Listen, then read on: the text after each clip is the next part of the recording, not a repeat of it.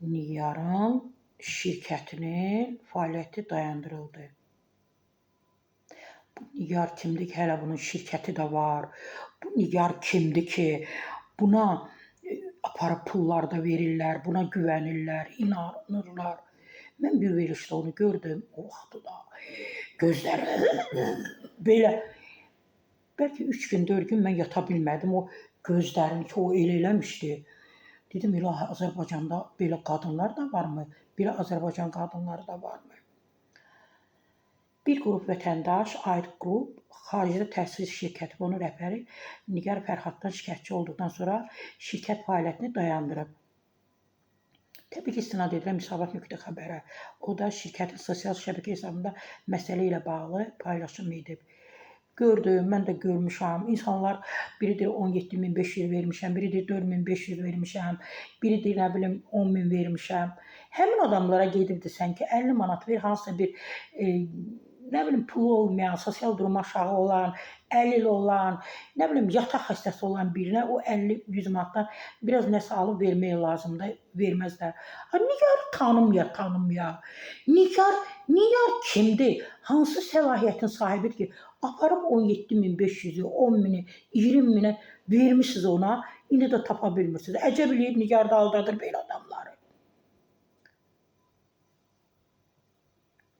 Amma deyirlər güya şirkət müvəqqəti olaraq dayandırılıb, oradan xəbər verirlər.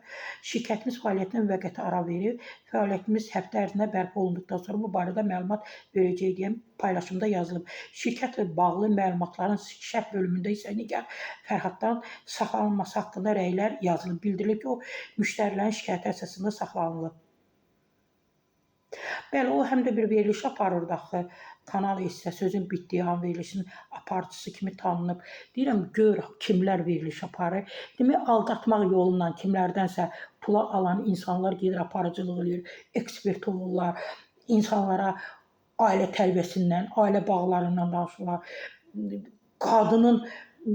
Qadınların özlərini nümunə çəkirlər, nümunəvi olmağa, əxlaqlı olmağa çağırırlar. Özləri başdan ayağa nümunəsizdirlər. Gör bizə, gör Azərbaycan qadınına kimlər məsləhət verir, tövsiyələr edir.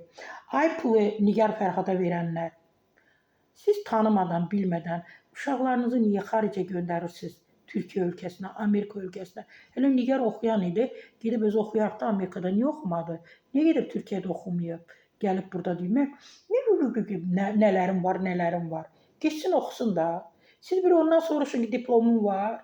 Əzizlərim, hər adama inanmayın, hər adama para verməyin. Dövlətimiz var, qanunlarımız var. Azından bir onlara baxın, o qanunlarla tanış olun.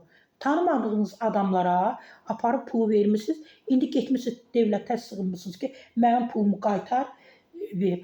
Siz o pulu verəndə dövlətdən icazə almışdınız, qanunlarımızdan icazə almışdınız, yox. Əcəb eləyir elə Nigar Fərhad qızı kimi qadınlar sizə bunu edir. Öncə dövlətə güvənin, sonra o fırıldaqçılardan uzaq olun.